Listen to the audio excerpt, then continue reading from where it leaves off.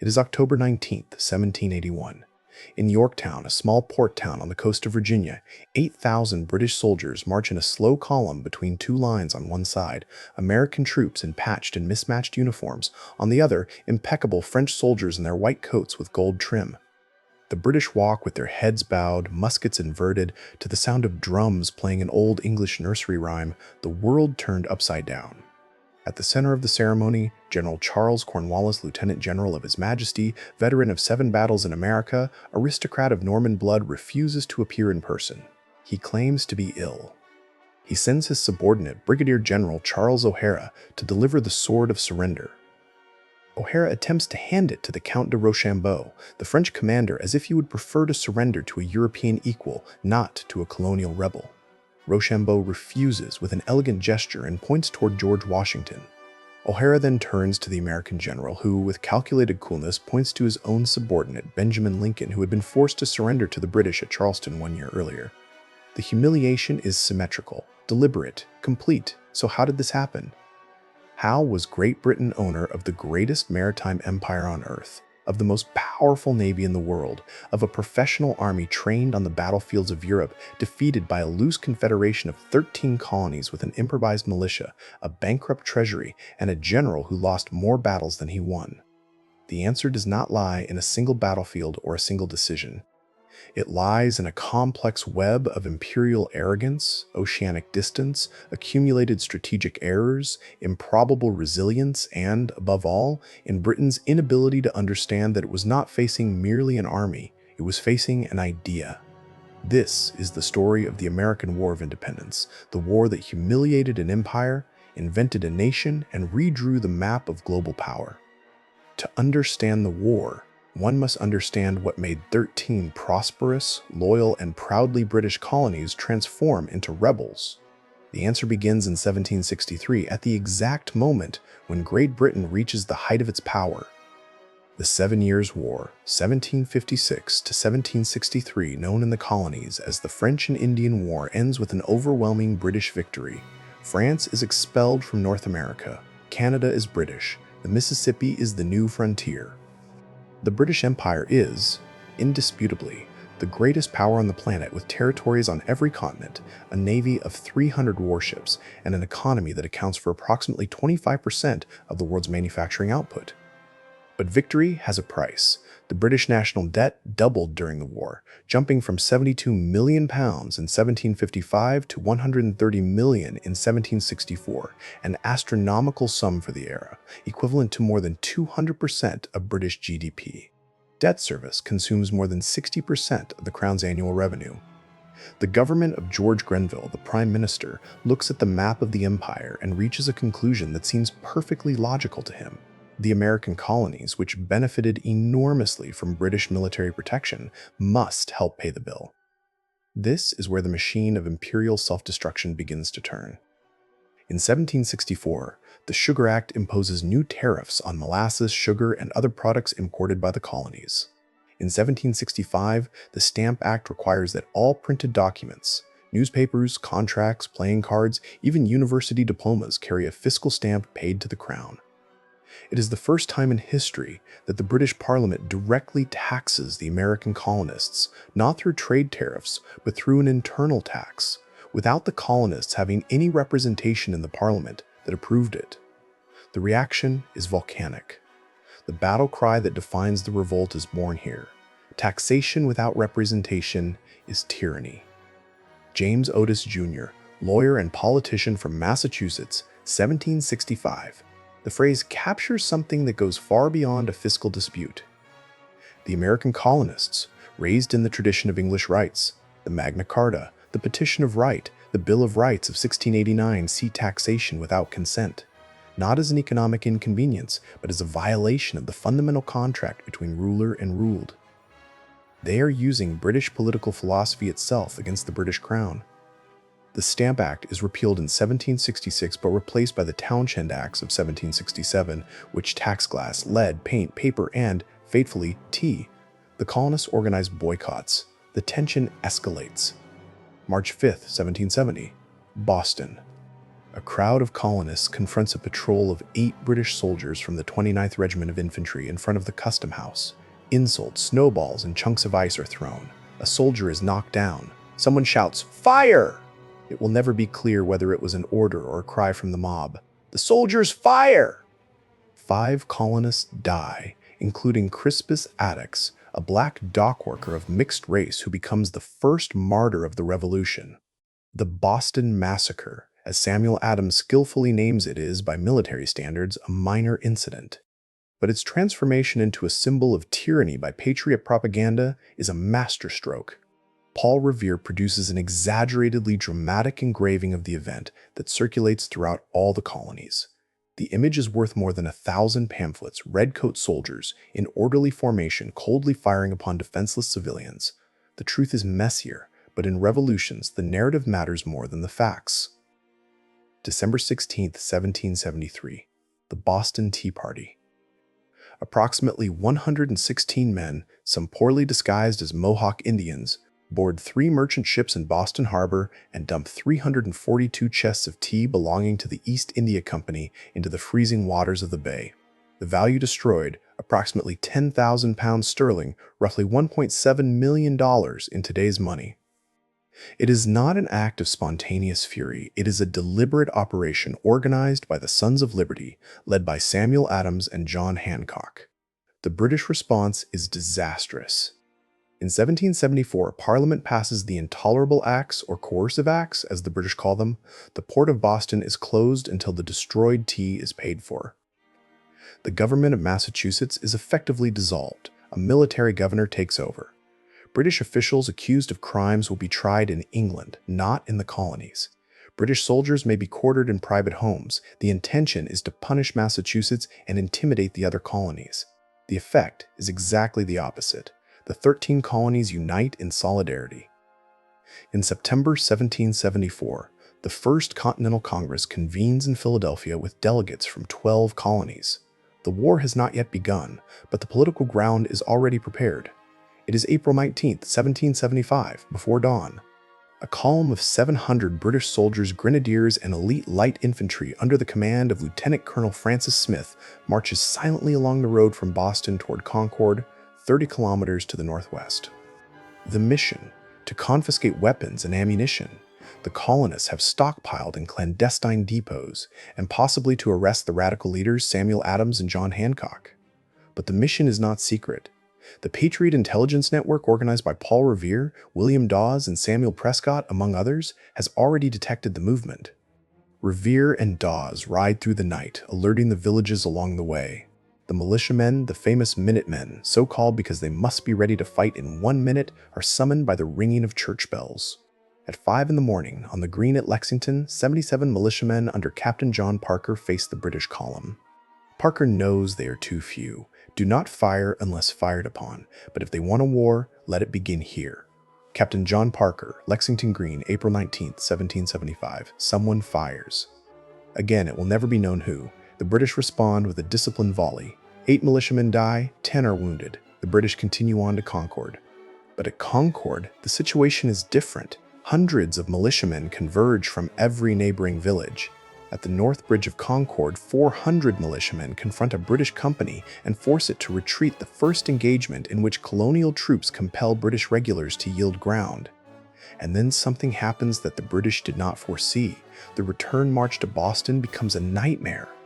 Along 30 kilometers of narrow roads flanked by stone walls, hedgerows, and trees, militiamen, now numbering in the thousands, arriving from towns within a 50-kilometer radius, fire upon the British column from covered positions. It is guerrilla warfare in its most primitive and effective form. The redcoats, trained to fight in linear formations on open European fields, are perfect targets for shooters hidden behind stone walls. When the British column finally reaches the safety of Boston, saved only by the arrival of a relief force of 1,000 men under Brigadier Hugh Percy, the toll is devastating: 73 British dead, 174 wounded, 26 missing. The Americans lose 49 dead and 39 wounded.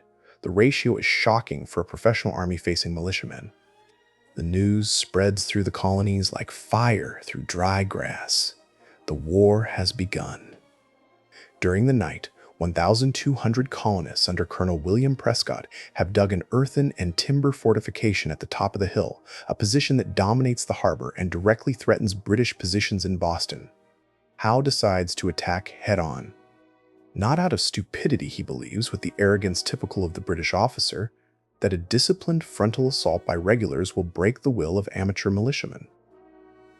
There are 2,200 elite British soldiers, grenadiers of the 5th, 38th, and 52nd Regiments of Infantry, companies of Marines, the cream of the regular army. Prescott, at the top of the hill, gives the most famous order of the war: "Don't fire until you see the whites of their eyes." Colonel William Prescott, or possibly Israel, Putnam Bunker Hill, June 17, 1775. The British advance uphill in line formation, carrying 30-kilogram packs under the June sun. The first wave is met by a devastating volley at less than 50 meters. The British ranks crumble. The officers, identifiable by their uniforms and swords, are targeted first by the colonists, many of whom are experienced hunters with deadly aim. The British fall back, regroup, and attack again. The second wave is equally repulsed. On the third attempt, with the colonists' ammunition nearly exhausted, the British finally take the hill with bayonets, a weapon that most militiamen do not even possess. The position is captured. But at what cost? The British suffer 1,054 casualties, 226 dead, and 828 wounded out of a total of 2,200 engaged, a casualty rate of nearly 50%. Among the dead, 92 officers, a catastrophic proportion. The Americans lose 450 men, including 140 dead. General Henry Clinton, present at the battle, writes in his diary, "A dear victory. Another such would destroy our army." General Henry Clinton, personal diary, June 17, 1775. Bunker Hill teaches the British a lesson they will refuse to fully learn for another 6 years. This is not a peasant revolt. The American colonists, armed with long-range Kentucky rifles, motivated by ideological conviction, fighting on terrain they know are formidable adversaries, and they are willing to die. To understand why the British lost, it is essential to understand the nature of the two armies that faced each other. The British machine. The British Army of 1775 is indisputably one of the finest fighting forces in the world. Its soldiers are professionals enlisted for long terms, trained in rigorous drill, disciplined by the rigid hierarchy of a class society. The British infantryman can deliver 3 volleys per minute with his Brown Bess musket, a rate of fire that depends on months of mechanical training. In line formation, with bayonets, it is an almost unstoppable force in open terrain. But this army has structural weaknesses that the distance and geography of America amplify mercilessly. Size. The British regular army in 1775 numbers only 48,000 men. For an empire that stretches from India to the Caribbean, from Africa to Canada, Britain will never manage to concentrate more than 35,000 to 40,000 soldiers in America at any one time, and even that number will require the hiring of German mercenaries, the infamous Hessians, more than 30,000 over the course of the war, supplied by principalities such as Hesse-Kassel and Hesse-Hanau through rental contracts that earn millions of thalers for their princes. Oceanic logistics. Every soldier, every musket, every barrel of gunpowder, every campaign biscuit must cross the Atlantic, a voyage of 6 to 12 weeks, depending on weather and season. There is no overland supply chain. The British Army in America is like an astronaut connected to the mothership by an umbilical cord 5,000 kilometers long. Divided command. British command in America suffers from personal rivalries. Slow communications orders from London take months to arrive, and a nebulous chain of command where generals, admirals, and colonial secretaries frequently work at cross purposes. The unlikely army. The Continental Army, created by resolution of the Continental Congress on June 14, 1775, is on paper a military joke. George Washington, named commander-in-chief more for political skill than for tactical genius, assumes command of a disorganized mass of militiamen with 90-day enlistments, without uniforms, without artillery, without engineers, without medical services, and frequently without sufficient ammunition. The most serious problem is structural. Soldiers enlist for short periods and simply go home when their enlistment expires, often in the middle of a campaign. Washington writes to Congress in despair. These men are not soldiers. They are temporary visitors to the battlefield. How can I plan a campaign when half my army will vanish by Christmas? George Washington, letter to the Continental Congress, September 1776. The Congress is chronically unable to finance the army. The Continental dollar, the currency printed to fund the war, depreciates so rapidly that the popular expression, "not worth a continental," is born. By 1781, it will take 168 Continental dollars to buy what $1 bought in 1775. But the Continental Army has two advantages that no amount of money can buy: terrain and distance. The 13 colonies cover a coastal strip of more than 2,000 kilometers in length, with a wild interior stretching for hundreds of kilometers to the west. There is no capital, whose capture would end the war. The British will take New York, Philadelphia, Charleston, Savannah, and none of those captures will be decisive. The will to resist, for the British, America is a distant colonial war. For the Americans, it is an existential struggle for liberty and self-government.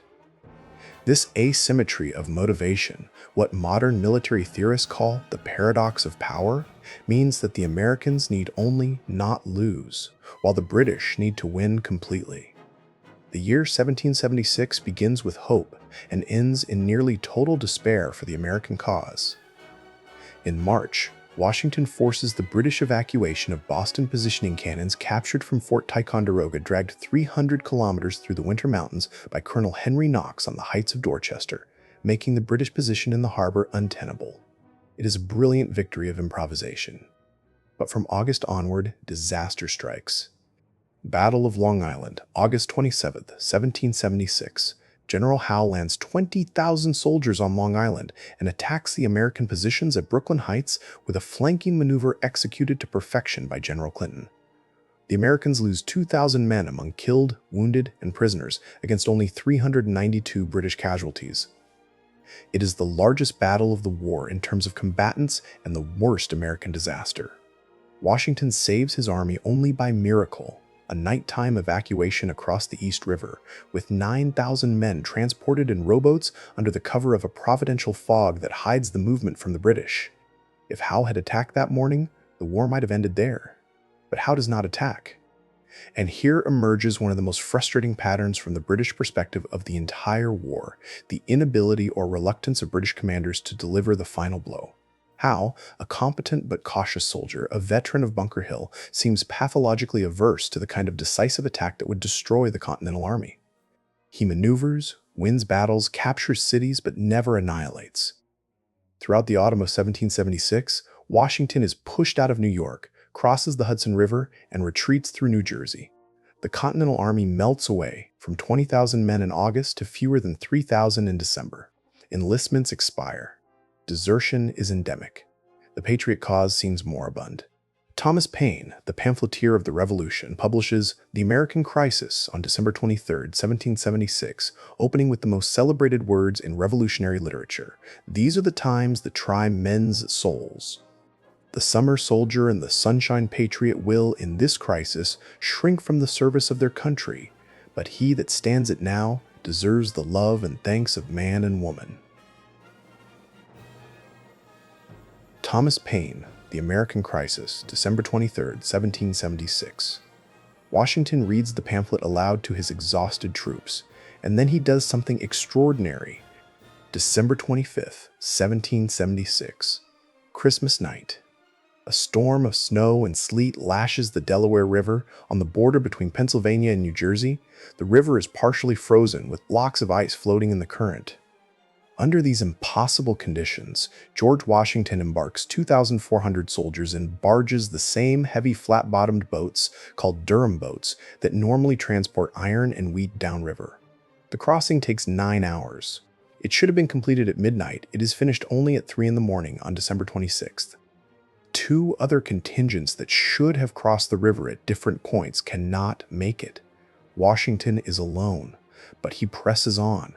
At 8 in the morning on December 26th, his troops, many of them barefoot, leaving bloody footprints in the snow, attack the Hessian garrison at Trenton, 1,500 soldiers of Hesse-Cassel under Colonel Johann Rall.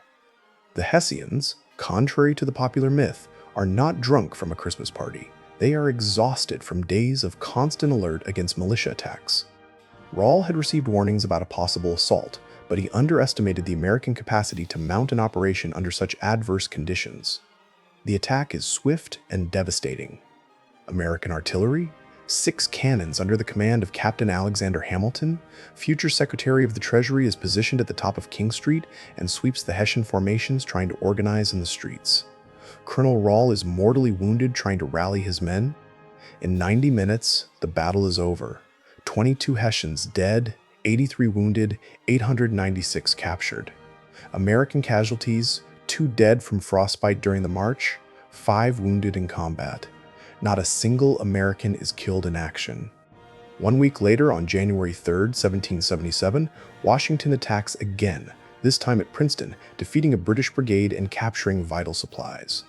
Trenton and Princeton are militarily small, but psychologically, they are earthquakes. The Patriot cause, which in December seemed dead, is reborn. Enlistments stop evaporating. Congress breathes. France, which is watching the war with growing interest, takes note. These rebels can fight. If Trenton saved the revolution, Saratoga transformed it into a world war. In 1777, the British strategic plan is ambitious and, as will be proven, fatally uncoordinated. General John Burgoyne, a charismatic aristocrat who calls himself Gentleman Johnny, proposes advancing from Canada southward through the corridor of Lake Champlain and the Hudson River, cutting off New England, the heart of the rebellion, from the rest of the colonies. A second force, coming from the west through the Mohawk Valley under Colonel Barry St. Leger, would converge. And Howe, in New York, would move up the Hudson to meet them. The problem, Howe decides on his own, to march south and capture Philadelphia, the capital of the Continental Congress, instead of moving up the Hudson. The Secretary of State for the Colonies, Lord Germain, in London, approves both plans without apparently realizing that they are mutually exclusive. The orders cross the Atlantic with weeks of delay. Nobody coordinates anything. Burgoyne advances with 7,800 men, British regulars, Hessians from the von Riedisel Regiment, American loyalists, and 400 Allied indigenous warriors. His column includes 138 artillery pieces and an absurdly heavy baggage train, including, according to accounts, 30 wagons just for his personal equipment, complete with champagne and silver tableware. It is an army designed for European warfare, marching through a North American forest. The advance is agonizingly slow. The roads are forest trails that the Americans deliberately obstruct, felling trees and destroying bridges. The Americans employ Fabian warfare, retreating, harassing, cutting supply lines, never offering the open battle Burgoyne desires. American General Horatio Gates, aided by the brilliant and temperamental Benedict Arnold, positions the American Army, now 9,000 men, and growing in fortified positions at Bemis Heights, blocking the road to Albany. September 19, 1777. First Battle of Saratoga at Freeman's Farm, Burgoyne attacks. The fighting is ferocious in the dense forest. Daniel Morgan and his Virginia riflemen, armed with long-range Kentucky rifles, lethal at 200 meters against the 80 meters of British muskets, decimate the British officers and artillerymen. Benedict Arnold, defying Gates's orders, launches furious counterattacks. At the end of the day, the British hold the field but have lost 600 men against 319 Americans. A Pyrrhic victory. October 7, 1777. Second Battle of Saratoga at Bemis Heights. Burgoyne, now with only 5,000 effective men, supplies for 2 weeks, and no prospect of reinforcement, attempts one last reconnaissance offensive with 1,500 men. The American response is overwhelming. Arnold, officially without a command, but impossible to contain, leads a frantic charge on horseback, attacking the British right wing, the center, and finally a fortified Hessian position called the Bremen Redoubt. A musket ball strikes his horse, which falls and crushes his leg, the same leg already wounded at Quebec in 1775. Arnold is carried from the field in agony, but the battle is won. On October 17, 1777, Burgoyne surrenders his entire army, 5,895 soldiers. It is the first time in history that an entire British army surrenders on the field of battle. The repercussion is global. At Versailles, King Louis XVI and his Minister of Foreign Affairs, Charles Gravier, Count de Vergennes, follow the American events with an interest that has nothing to do with altruism. France, humiliated by the loss of Canada in 1763, sees in the American Rebellion a golden opportunity to weaken Great Britain. Since 1776, France has already been providing secret aid to the rebels through the front company Rodrigue Hortalez et Compagnie, created by the playwright and spy Pierre-Augustin Caron de Beaumarchais. Yes, the author of The Barber of Seville. Weapons, ammunition, uniforms, and money flow to the Americans.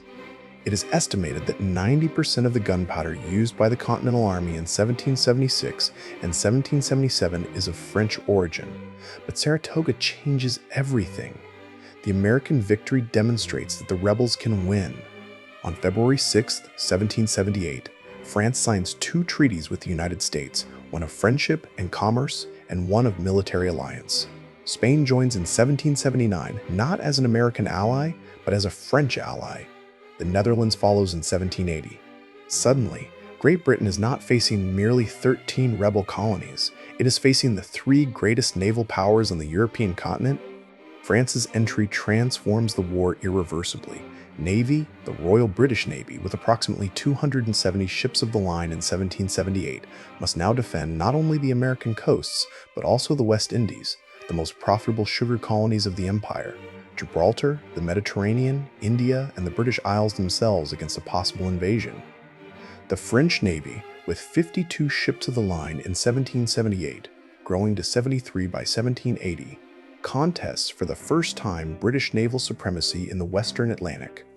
Army France will send, in total, more than 12,000 professional soldiers to America under the Count de Rochambeau, first-rate troops, trained and equipped to European standards, who give the Continental Army the muscle it desperately needs. Money. Between 1778 and 1782, France lends and donates to the United States approximately 48 million livres, equivalent to hundreds of millions of dollars today. Spain contributes an additional 600,000 pounds sterling. This money is the difference between an army that subsists and an army that operates. Benjamin Franklin, the American ambassador in Paris, 70 years old, witty, wearing his famous beaver fur cap as a calculated symbol of Republican simplicity, plays a diplomatic role whose value is incalculable. He seduces the French court, manipulates public opinion, and negotiates with the cunning of someone who knows that his revolution survives or dies by France's willingness to support it. If all the armies of Europe marched against us, they would not fear our rifles as much as a single French ship. Attributed to Benjamin Franklin, circa 1778. While diplomacy triumphs in Paris, the Continental Army endures its calvary. Winter of 1777 to 1778. Valley Forge, Pennsylvania. After losing Philadelphia to Howe in September 1777, defeated at the Battle of Brandywine and the Battle of Germantown, the latter an audacious offensive by Washington that failed in the morning fog. The American Army establishes its winter camp 30 kilometers northwest of the occupied capital. The conditions are unimaginable. Of the 12,000 soldiers who enter Valley Forge in December, 2,500 will die during the winter, not from combat, but from hunger, cold, smallpox, typhus, and dysentery. The men live in canvas tents and improvised log huts.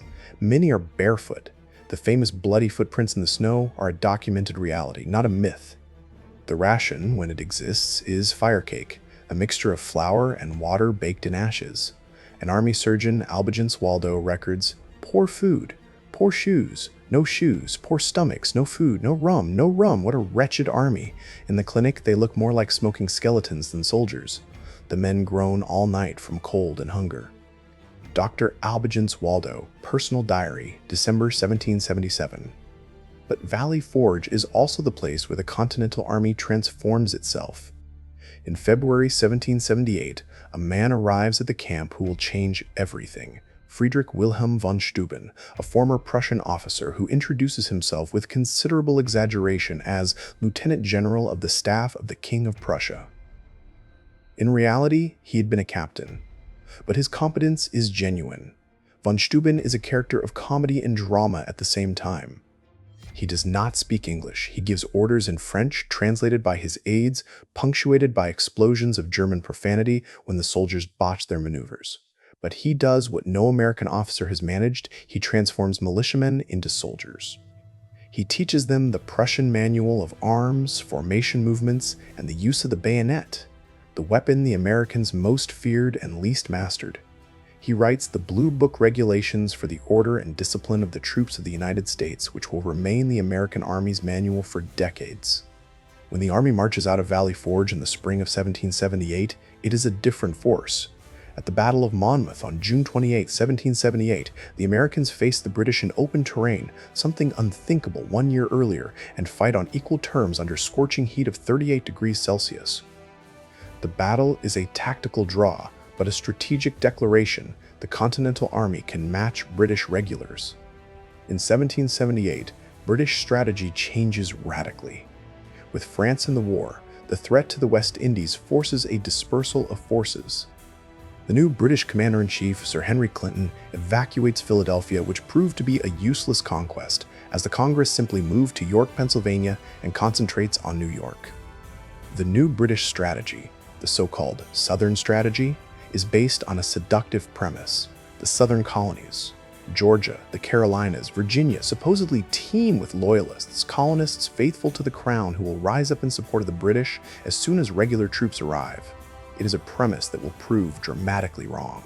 December 29, 1778, a British force of 3,500 men under Lieutenant Colonel Archibald Campbell captures Savannah, Georgia with ease. In 1780, Clinton personally leads the siege of Charleston, South Carolina with 14,000 men. On May 12th, General Benjamin Lincoln surrenders the entire American garrison, 5,266 soldiers. It is the worst American defeat of the war. Clinton returns to New York, leaving Lord Cornwallis in command of the South with 8,000 men and instructions to pacify the Carolinas. What follows is one of the most brutal and complex campaigns of the war. Cornwallis defeats a second American army at the Battle of Camden on August 16, 1780, where Horatio Gates, the hero of Saratoga, flees the battlefield in one of the most shameful episodes in American military history. But the pacification of the South proves impossible. The reason? The war in the South transforms into a civil war. Loyalists and patriots massacre each other with a ferocity that shocks even the British regulars. At the Battle of Kings Mountain, on October 7, 1780, 900 Patriot militiamen surround and destroy a force of 1,100 Loyalists under Major Patrick Ferguson, the only Briton present. Ferguson is killed by 7 bullets. The Patriots massacre Loyalists, attempting to surrender, shouting, "Tarleton's quarter!" a reference to the massacre of American prisoners by Colonel Banastre Tarleton at Waxhaws months earlier. Congress sends a new commander to the South, General Nathaniel Greene, perhaps the most brilliant strategist on the American side, more competent than Washington himself in operational maneuver. Greene arrives in December 1780 and implements a strategy of genius. He divides his inferior force, 1,500 men, against Cornwallis's 4,000, forcing Cornwallis to divide his own as well. The detachment sent against Daniel Morgan's wing is destroyed at the Battle of Cowpens on January 17, 1781, a tactical masterpiece in which Morgan deliberately uses the weakness of his militia, their tendency to flee after 2 volleys as a trap, withdrawing in layers to lure the British into a devastating cavalry counterattack. 110 British killed, 229 wounded, 600 captured against 25 dead, and 124 wounded on the American side. Cornwallis, furious, pursues Greene through the interior of the Carolinas in a race to the Dan, 250 kilometers of forced march in January and February 1781. Greene escapes. Cornwallis burns his own supplies and baggage to lighten the march, an act of desperation that only worsens his situation. At the Battle of Guilford Courthouse on March 15, 1781, Cornwallis finally forces Greene to fight. The British win! They hold the field but lose 532 men, a quarter of their force. Greene loses 261. The British politician Charles James Fox comments in Parliament, "Another such victory, and we shall destroy the British Army." Charles James Fox, House of Commons, 1781.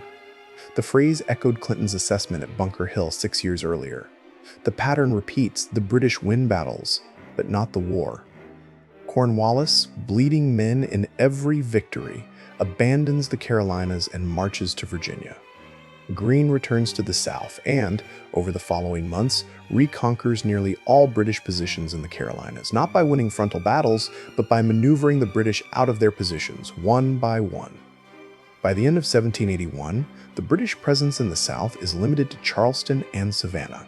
It is August 1781. Cornwallis, with 7,500 men, establishes himself at Yorktown, Virginia, a coastal town on the estuary of the York River, chosen because it allows maritime communication with the British base in New York. Clinton has promised reinforcements and evacuation by sea if necessary. 700 kilometers to the north, at White Plains, New York, Washington and Rochambeau debate the next move. Washington wants to attack New York. Rochambeau convinces him to march south. Yorktown is a natural trap if the French Navy can block the sea exit. What follows is the greatest coordinated operation of the war and one of the most audacious. Washington and Rochambeau march 700 kilometers with 7,800 soldiers, 4,000 Americans, and 3,800 French from New York to Virginia in just 6 weeks, using deception maneuvers to convince Clinton that the target is New York. Simultaneously, Admiral Francois Joseph Paul, Count de Grasse, sets sail from the West Indies with 28 ships of the line and 3,200 additional soldiers. September 5, 1781, the Battle of the Virginia Capes, also known as the Battle of the Chesapeake. This naval battle, often forgotten, is, militarily, the most important moment of the war. De Grasse, with 24 ships of the line, engages the British squadron of Admiral Thomas Graves with 19 ships of the line at the entrance to the Chesapeake Bay. The engagement lasts 2 hours. The British suffer severe damage, particularly HMS Terrible, a 74-gun ship so badly damaged that it will be scuttled days later. De Grasse maintains control of the bay. Graves returns to New York for repairs. Cornwallis is sealed in. September 28, 1781, the combined Franco-American force, now 16,000 Americans and 7,800 French, totaling nearly 24,000 men, supported by 36 French warships in the bay, begins the formal siege of Yorktown. It is siege warfare in the European style, conducted according to the rules of Vauban: parallel trenches, zigzag approaches, artillery batteries positioned ever closer. The French engineers among them, the young Marquis de Lafayette, who serves as an American division commander despite being only 24 years old, direct the approach operations. October 14, 1781, 2 advanced British redoubts. Redoubts 9 and 10 are assaulted simultaneously. Redoubt 10 is taken by Alexander Hamilton's American Light Infantry Battalion.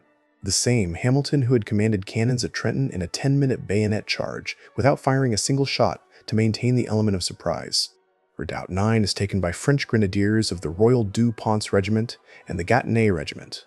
The fall of the redoubts allows Allied artillery to be positioned so close to the British lines that the position becomes untenable. Cornwallis attempts a nighttime evacuation across the river, but a storm disperses his boats. He attempts a sortie against the trenches, but is repulsed. October 17, 1781, a British drummer climbs to the parapet of the defenses. No one can hear the rhythm he plays over the roar of the cannons, but the white flag is visible. Cornwallis requests terms of surrender. October 19, 1781, 7,087 soldiers and 840 sailors surrender. It is the largest number of British prisoners in any battle of the war. The losses of the siege: 309 British killed and 326 wounded, 88 Americans killed and 301 wounded, 60 French killed and 194 wounded. When the news reaches London, Lord North, the Prime Minister who had conducted the war, receives it as a sentence. "Oh God, it is all over!" Lord Frederick North, Prime Minister of Great Britain, upon receiving the news of Yorktown, November 1781, he is right. Although the war formally continues until the Treaty of Paris of September 3, 1783, Yorktown is the last significant military act. Parliament votes in February 1782 against the continuation of offensive operations in America. North resigns in March. Great Britain will negotiate peace, not because it lost every battle it won the majority, but because it finally accepts that it cannot win the war. The American War of Independence lasted 8 years, from April 1775 to September 1783, and exacted a human toll that is frequently underestimated in popular memory. American casualties: killed in combat, approximately 6,800. Dead from disease in service, approximately 17,000. Smallpox, dysentery, and typhus killed more than British muskets. Dead on British prison ships, an estimated 8,000 to 11,000. The infamous prison ships anchored in the harbor of New York, such as HMS Jersey, where American prisoners died of starvation and disease in subhuman conditions, wounded approximately 8,500. Total dead from all causes, 25,000 to 35,000 out of a colonial population of 2.5 million, the equivalent of 1% to 1.4% of the total population. In proportional terms, it is one of the deadliest wars in American history, surpassed only by the Civil War. British casualties. Killed in combat, approximately 4,000 British regulars. Dead from disease, approximately 18,000. Hessian dead from combat and disease, approximately 7,500 of the 30,000 employed. Prisoners, thousands, including 2 entire armies at Saratoga and Yorktown. Total dead from all causes.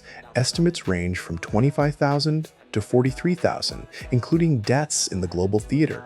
The West Indies, India, and Gibraltar civilians, the data are imprecise, but it is estimated that 24,000 to 30,000 American civilians died from direct violence, hunger, displacement, and diseases exacerbated by the war. Approximately 60,000 to 100,000 loyalists fled or were expelled from the United States during and after the war, many to Canada, where they formed the foundation of the English-speaking population of Ontario and the Maritime provinces. Their properties were confiscated without compensation. Financial cost, the war cost, Great Britain approximately £250 million, nearly doubling the national debt once again. France spent approximately 1.3 billion livres, directly contributing to the fiscal crisis that would detonate the French Revolution in 1789. The irony is exquisite. The French monarchy financed a republican revolution that inspired its own destruction. W. Why the British lost the deeper cause. The British defeat was not an accident or an inevitable surprise.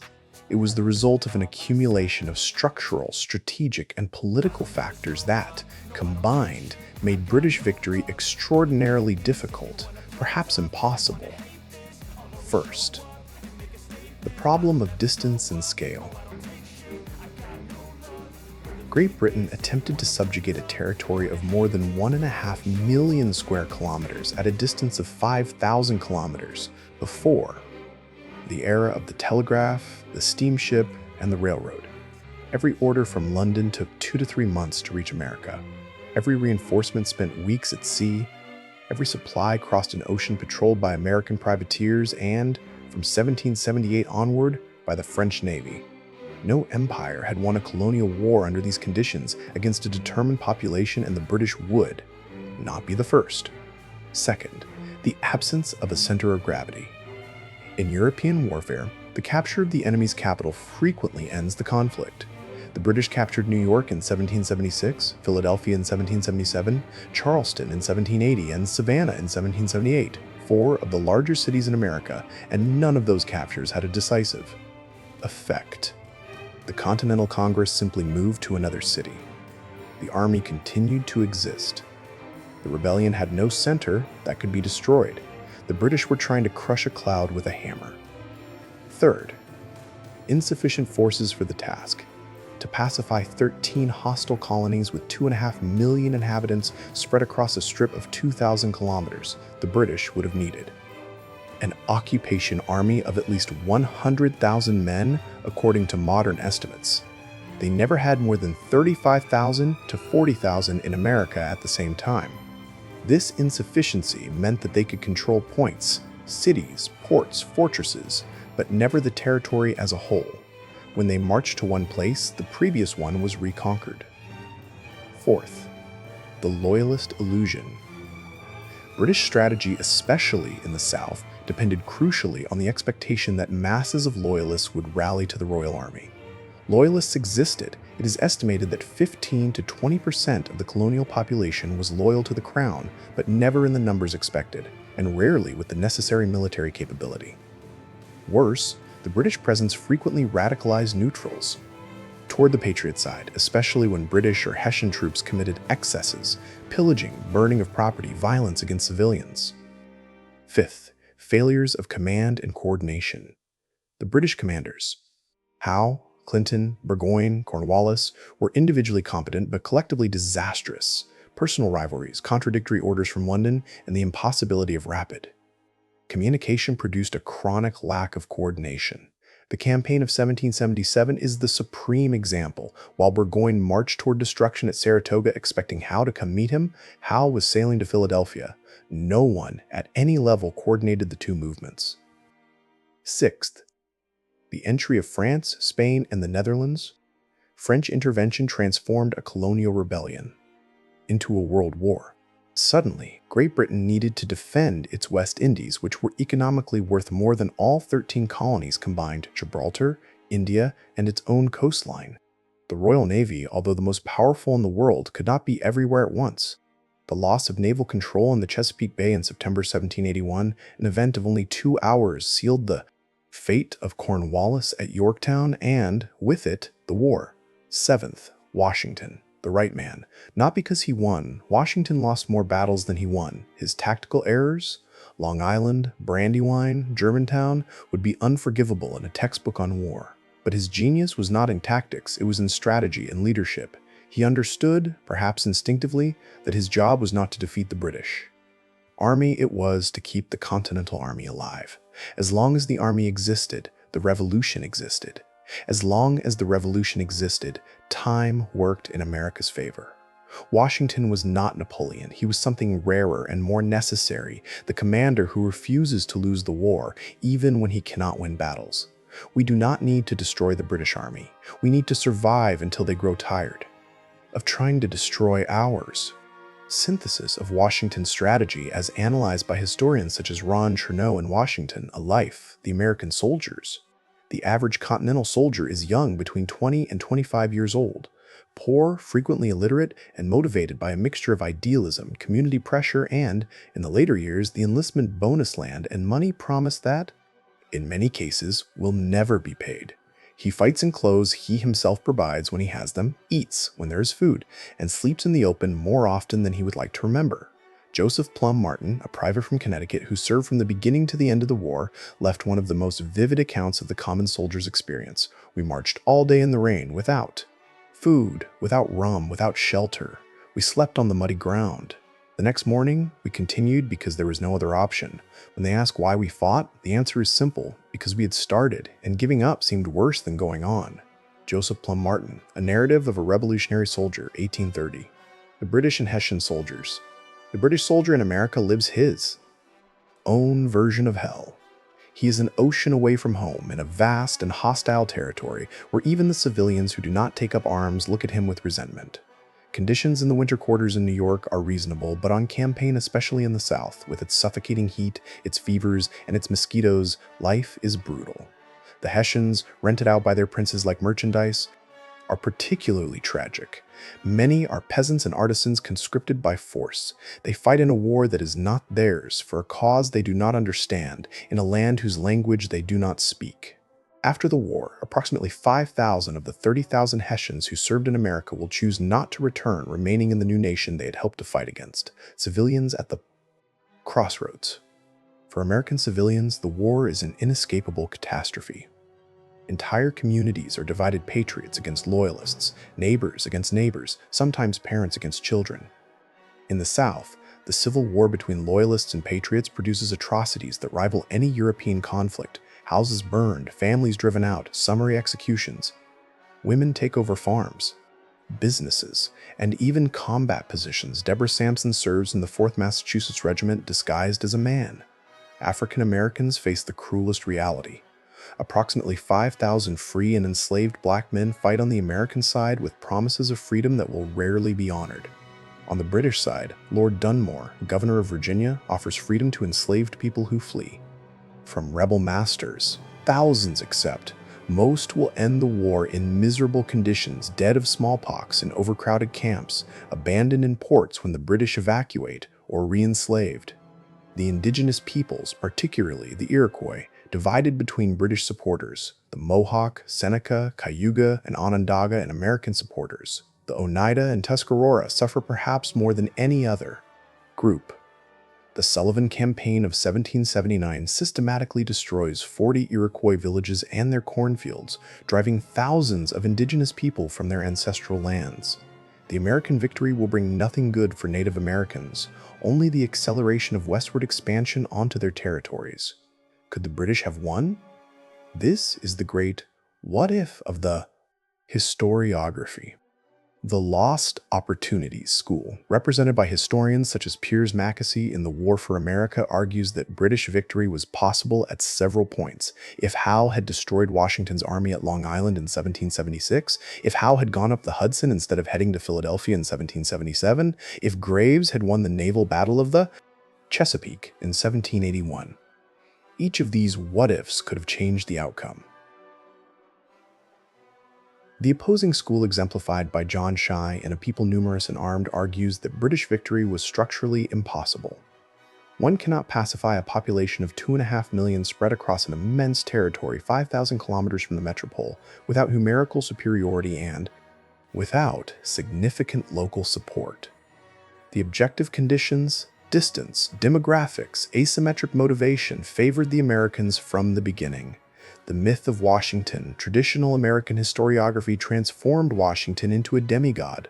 Revisionist historians such as Charles Royster in A Revolutionary People at War and John Ferling in Almost a Miracle present a more nuanced portrait, a commander frequently mediocre in tactics, who made serious errors and lost battles through arrogance or poor planning. His greatness, they argue, lies not on the battlefields, but in his capacity for political leadership in keeping the army together, in subordinating himself to the civilian Congress, and, in the end, in relinquishing power, something genuinely extraordinary for a victorious military. Commander of the 18th century, the Conservative Revolution. A central debate concerns the nature of the revolution itself. Historians such as Bernard Bailyn in The Ideological Origins of the American Revolution see it as a genuinely radical revolution, driven by Enlightenment ideas about natural rights and representative government. Others, such as Howard Zinn in A People's History of the United States, argue that it was a revolution of elites, landowners, merchants, and lawyers who replaced a British aristocracy with an American one without fundamentally altering the power structures that oppressed women, enslaved people, and natives. The French role, decisive or auxiliary? The French contribution is frequently minimized in popular American historiography, which has irritated generations of French historians. Authors such as Jonathan Dull in A Diplomatic History of the American Revolution demonstrate convincingly that without France, the revolution would almost certainly have failed. The money, the weapons, the soldiers, and, above all, the French Navy were the difference between defeat and victory. Yorktown, the decisive battle, was as much a French victory as an American. 1/2 the ground troops and the entire naval force were French. The American War of Independence was not merely a war, it was a political earthquake whose shockwaves still reverberate for the United States. The victory created the first large-scale modern republic in history, a political experiment that many Europeans considered doomed to failure. The Constitution of 1787, drafted in large part by the same men who fought the war, created a system of government that, with all its original imperfections, slavery, the exclusion of women and non-property owners through voting, proved extraordinarily durable. The nation born in the rebellion of 1775 would become, over the following 2 centuries, the most powerful nation the world has ever known, a trajectory that no observer of 1783 could have imagined. For Great Britain, the loss of the American colonies was humiliating but not fatal. Great Britain learned lessons partially that it would apply in the administration of its Second Empire in India, Australia, Canada, and Africa. The model of semi-autonomous dominions that eventually emerged was, in part, a belated response to the failure of governing the Americans through direct imposition. Economically, trade with the now independent United States quickly surpassed the profits of the colonial era. Great Britain became the largest trading partner of the new nation. The empire lost colonies but gained a customer. For France and Europe, the American Revolution directly inspired the French Revolution of 1789. Lafayette, Rochambeau, and the thousands of French veterans who served in America brought back with them not only military experience, but ideas about liberty, equality, and the rights of man that would set Europe ablaze. The Declaration of the Rights of Man and of the Citizen of 1789 explicitly echoes the Declaration of Independence of 1776. The supreme irony, the French absolutist monarchy financed a revolution based on principles that would destroy the French absolutist monarchy. For the world. The idea that a people can overthrow a government they consider illegitimate and replace it with a government of their own design codified in the Declaration of Independence as an inalienable right became the most revolutionary and most copied idea in modern history. From Latin America, Bolivar quoted Jefferson to Vietnam. Ho Chi Minh quoted the American Declaration in his independence speech in 1945. From Poland to South Korea.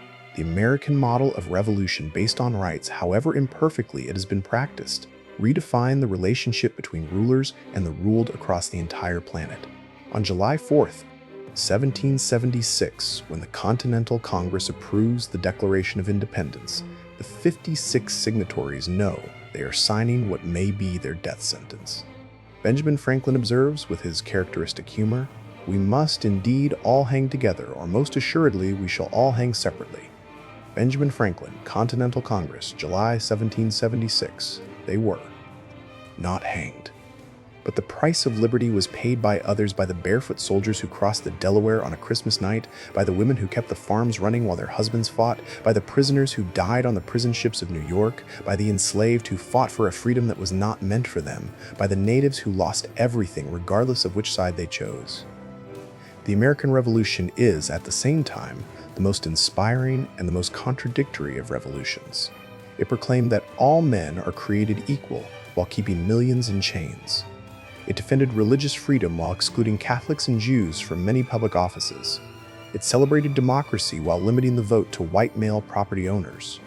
But the promise contained in those words, life, liberty, and the pursuit of happiness, proved more powerful than the failings of its authors.